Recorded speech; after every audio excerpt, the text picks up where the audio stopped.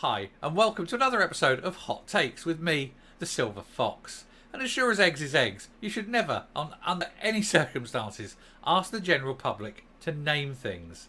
It was back in 2007 that a humpback whale ended up being called Mr. Splashy Pants. And there was an Arctic research vessel that came within a hair's breadth of being called Boaty McBoatface. But now the WHO has decided that the monkey disease that's currently doing the rounds amongst a certain group attaches some sort of kind of stigma. And so they want to rename it, and they're asking the general public to help them come up with a new name. This isn't going to end well. Let's look at this article. So, the WHO seeks public help in quest to rename discriminatory and stigmatising MP virus. Well, yeah, but we all know who gets this MP virus, and if they left the monkeys alone, it would be absolutely fine.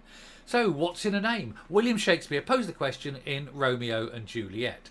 Now, the WHO seeks its help, or our help, in its quest to rename the MP virus and spare victims from discriminatory and stigmatising impacts associated with the nomenclature. Like I say, leave the monkeys alone, no problem. On Friday, the UN subsidiary announced it was setting up an open public forum to achieve that goal. Please, oh please, everyone who watches this video, go to that forum and make a suggestion. The trouble is, they're probably going to be very humorless about it, take out the silly ones, take out the rude ones, things like that. So I'll tell you what, down in the comment section of this video, pop in what you think. I would love to see this actually. Pop in what you think would be a great name for this particular condition. I think there could be quite a few. I think a lot of them will be funny. There's a lot of funny people out there. Let's make this a thing. We can all laugh at each other's suggestions.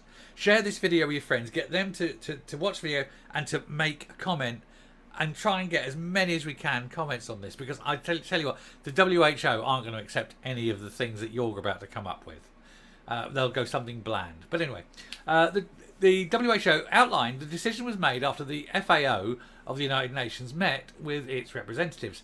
Together, we will work to identify best practices for naming new human diseases to avoid causing offence to any cultural, social, national, regional, professional or ethnic groups, and minimise any negative impact on trade, travel, tourism or animal welfare. So never again will you get Hong Kong flu, Spanish flu, bird flu, chicken pox, you know, anything that's been named after an animal, or a place, or a thing, or people.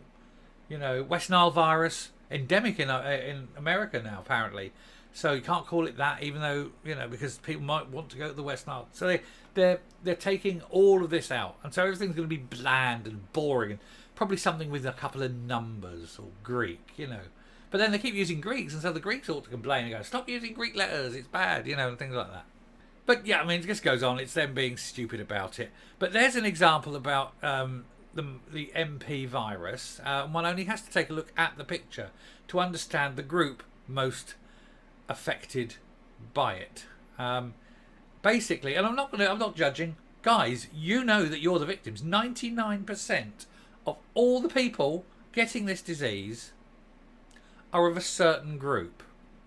Will you put your overcoats on? You know what I'm saying here? Either abstain for a couple of weeks or use a Johnny, all right? Use a rubber. Use a condom. So, yeah, I shall come up and, well, we'll just finish off this video. Now, of course, they say they want the public to name it, but they don't really, because even they, stupid as they are, must realise that the public aren't going to come up with anything even remotely approaching anything sensible that they would even consider to use. It will be, you know, Poxy McPoxface or some variant. I don't know why they do it. It's just, I suppose they want people to feel as though it's their decision, but it never will be. It never will be. It will be something bland. Anyway, it's going to be funny. Like I say, in the comment section, please write what you think would be a great name. I'll put one or two down, get it started. But I just think it's a wonderful opportunity. It's too good an opportunity to miss.